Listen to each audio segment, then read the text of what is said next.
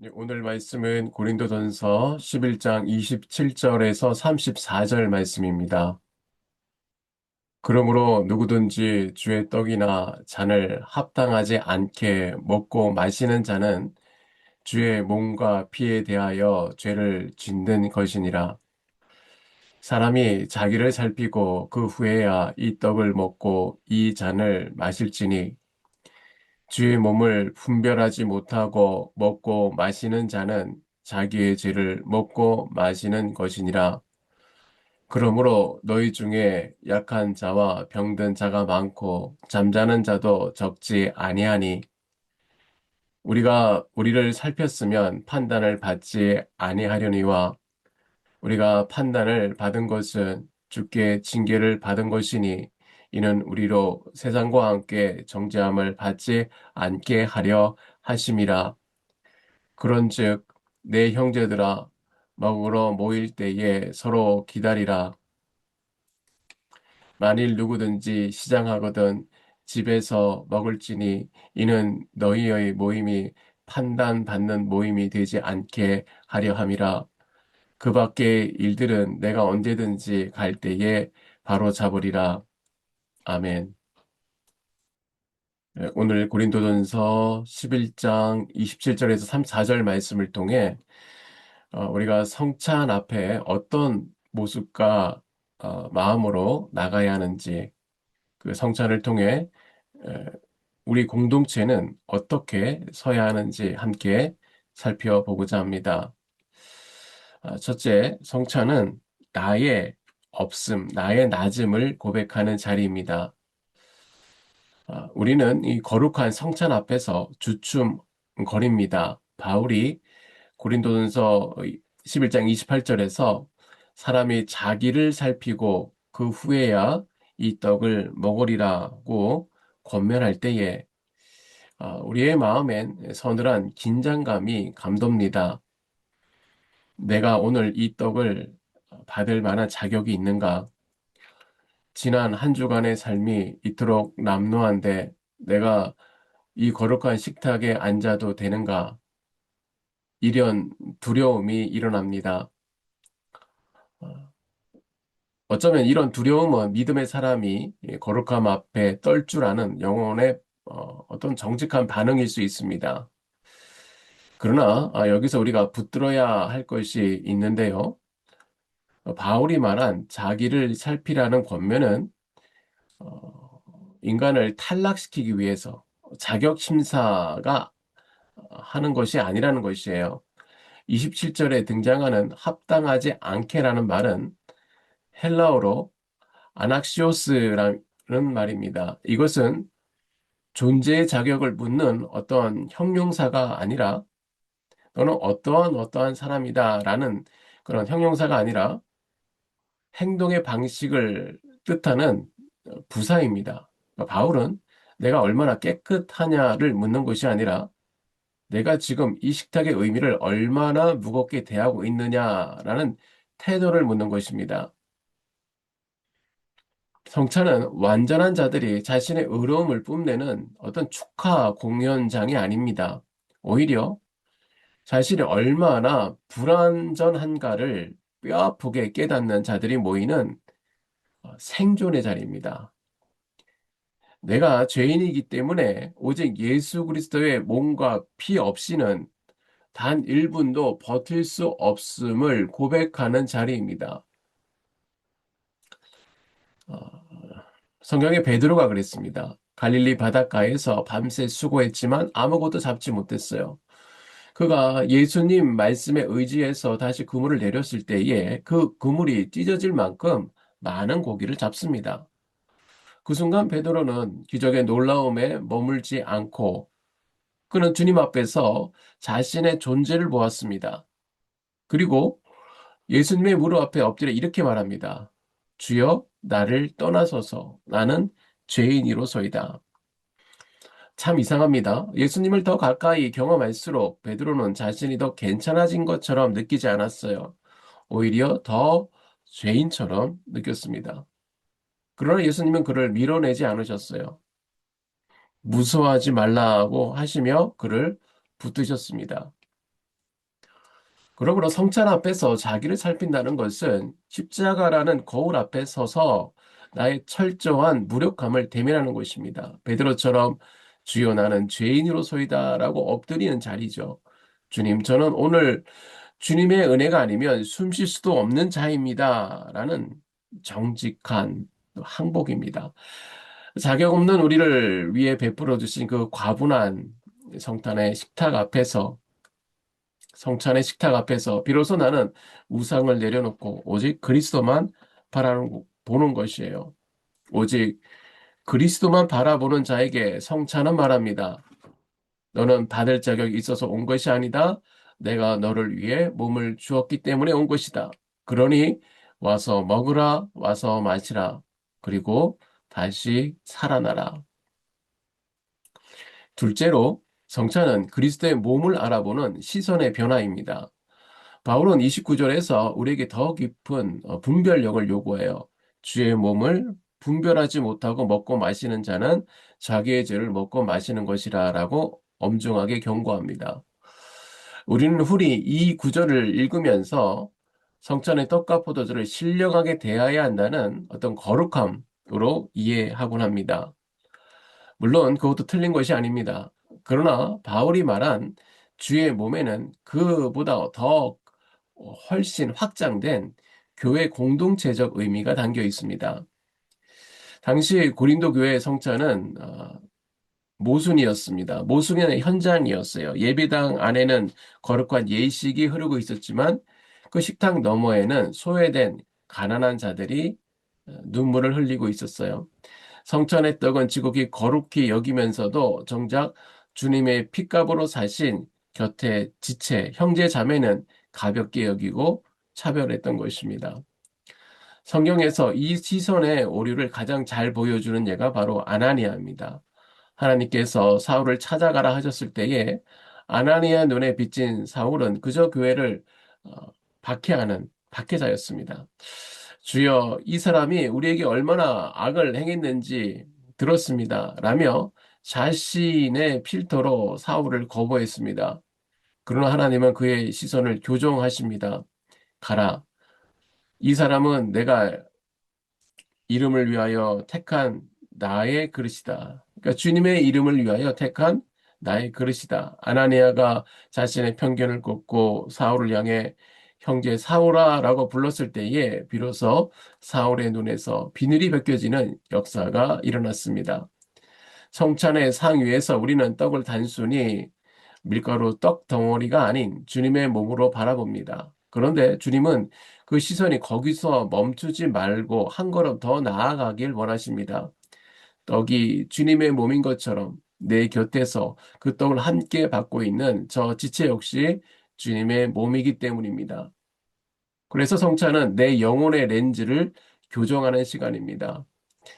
우리는 보통 나라는 필터로 사람을 봅니다. 저 사람은 나랑 기질이 안 맞아. 저 사람은 예전에 나에게 큰 상처를 줬던 사람이야. 마치 1만 달란트 빚진 자가 자신은 탕감받았음에도 불구하고 자기에게 100데나리온 빚진 동료의 목덜미를 잡는 것과 같습니다. 그러나 성찬의 식탁에 앞에 서면 그 모든 필터는 힘을 잃습니다. 성찬은 내가 저 사람을 어떻게 느끼느냐보다 주님이 저 사람을 어떻게 대하느냐, 어떤 대가를 치렀느냐가 본질임을 일깨워 줍니다. 나만 은혜가 필요한 것이 아니라 저 사람도 은혜가 절실한 존재구나. 내가 주님의 보혈로 씻음 받았던 저 사람도 같은 피로 깨끗해진 형제구나.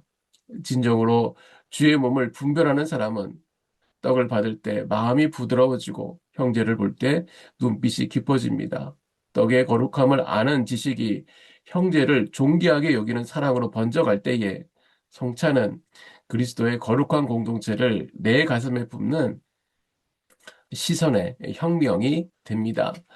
셋째, 성찬은 서로를 기다려주는 자리입니다. 바울은 성찬에 관해 의외로 아주 소박하고 일상적인 말로 결론을 맺습니다. 33절입니다. 그런즉 내 형제들아 먹으러 모일 때에 서로 기다리라. 이 짧은 한마디는 성찬의 은혜가 손과 발이 되어 이웃에게 하나님의 사랑을 증명해야 함을 보여줍니다. 성찬의 완성은 무엇입니까? 그것은 바로 기다려줌입니다.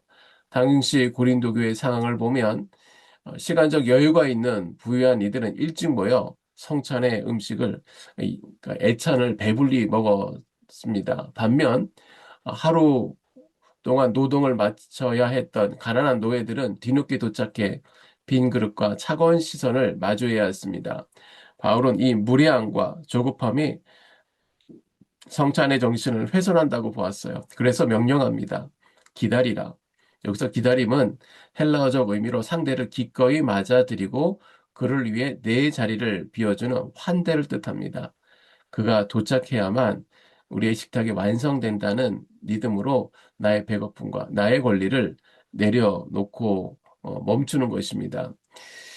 이것이 왜 중요합니까? 십자가의 본질이 바로 기다림이기 때문입니다. 하나님은 우리가 변할 때까지, 우리가 깨달을 때까지, 우리가 돌아올 때까지 단 한 번도 우리를 재촉하거나 몰아세우지 않으시고 끝까지 오래 참으셨습니다.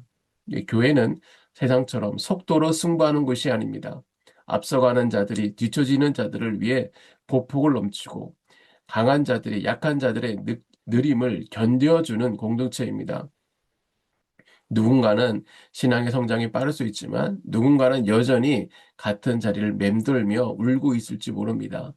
성찬을 바르게 받는 사람의 증거는 여기서 나타납니다. 내 속도에 맞지 않는다고 형제를 비난하지 않는 것, 미숙한 지체를 내 기준대로 재단하지 않고 그가 스스로 일어날 때까지 사랑으로 자리를 지켜주는 것, 그것이 바로 성찬이요. 우리가 살아내야 할 삶의 성찬입니다. 성찬의 떡을 손에 받는 그 짧은 순간으로 성찬은 끝나지 않습니다. 성찬을 받고 세상으로 나가서 수많이 느린 이들과 다른 이들을 향해 나의 마음을 열어주는 그 기다림의 현장에서 성찬은 계속됩니다. 주님이 우리를 기다려 주셨던 우리도 서로를 기다립시다. 그 기다림 속에서 비로소 십자가의 사랑은 아름다운 향기가 되어 세상으로 흘러나갈 줄 믿습니다. 말씀의 결론입니다. 오늘 성찬을 통해서 어, 세 가지를 보았습니다. 성찬은 세 가지 거울인데요. 첫 번째 거울은 나 자신을 비추는 거울입니다. 이 거울 앞에 서면 내가 얼마나 주님의 은혜가 필요한 존재인지를 보여주는 것이죠. 네. 두 번째는 어, 내 곁에 형제를 비추는 거울입니다. 이 거울 앞에 서면 함께 이 식탁에 앉은 지체가 나와 다른 사람이 아니라 주님이 핏값으로 사신 같은 몸의 지체라는 것을 보여줍니다. 세 번째 거울은 내 삶을 비추는 거울입니다. 이 거울 앞에 서면 내가 성찬 이후에 어떤 사람으로 세상을 살아가야 하는지가 드러납니다.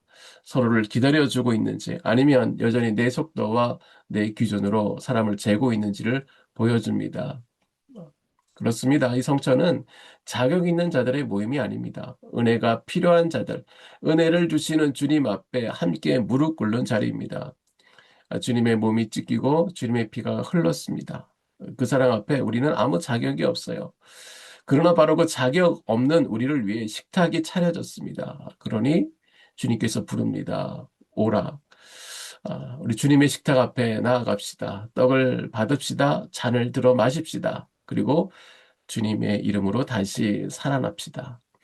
이 자리를 통해 주님의 은혜가 저와 여러분의 삶에 흘러 넘쳐서 우리의 삶이 오늘도 날마다 승리하는 삶이 되시기를 주님의 이름으로 축원합니다. 오늘 말씀으로 세 가지 기도 제목으로 함께 나누겠습니다. 내 의의 옷을 벗고 오직 주님의 긍휼만 입는 낮은 마음을 주소서. 주님, 내가 이 거룩한 식탁에 앉을 자격이 안 됩니다. 오히려 자격 없는 나를 위해 찢기신 그 몸과 피 흘리신 피가 아니면 단 1분도 버틸 수 없는 죄인입니다. 주님, 주님의 긍휼을 구합니다. 내 안에 있는 나라는 우상을 내려놓게 하여 주시고 베드로처럼 주님 나는 죄인으로소이다 라고 엎드리는 겸손함을 주시옵소서. 은혜를 주시옵소서. 두 번째, 편견의 비닐을 벗고 그리스도의 몸 된 지체를 알아보는 시선의 혁명을 주소서. 성찬의 떡을 거룩하게 대하듯 주님이 핏값으로 사신 내 곁에 성도들을 존귀하게 대하게 하여 주시옵소서. 어, 나만 은혜가 필요한 것이 아니라 우리 모두가 은혜가 절실한 존재임을 깨닫게 하여 주시고 공동체를 내 가슴에 품는 그런 시선의 혁명이 내 안에 일어나게 하소서. 세 번째, 내 속도를 멈추고 주님의 오래 참으심을 닮아가는 기다림의 삶을 주시옵소서. 주님, 성찬의 은혜가 나의 손과 발의 태도, 즉 기다림이라는 구체적인 삶의 열매로 나타나게 하여 주시옵소서. 오래 참아주신 주님처럼 그 기다림의 사랑을 기억하게 하시고 저 또한 아직 성장이 더딘 이들을 위해 제 마음의 자리를 비워두고 그 자리를 열어서 환대하는 사람이 되게 하여 주시옵소서. 우리 이 세 가지 기도 제목을 놓고 함께 기도하고 또 서로를 위한 중보 기도 시간을 갖겠습니다. 잠시 기도하겠습니다. 하나님 아버지, 감사합니다. 오늘 우리가 세 가지 기도 제목을 나눴습니다. 이 세 가지 기도 제목이 공허한 메아리가 되지 않게 하여 주시옵소서. 주님, 성찬을 기억하면서 우리의 교만이 녹아지게 하여 주시고 또 성찬의 잔을 마실 때에 우리의 메마른 시선이 사랑으로 적셔지게 하여 주시옵소서. 오늘 우리가 만나는 수많은 지체들을 주님의 마음으로 환대하게 하여 주시고 너는 왜 나만큼 못하냐? 너는 왜 그러냐?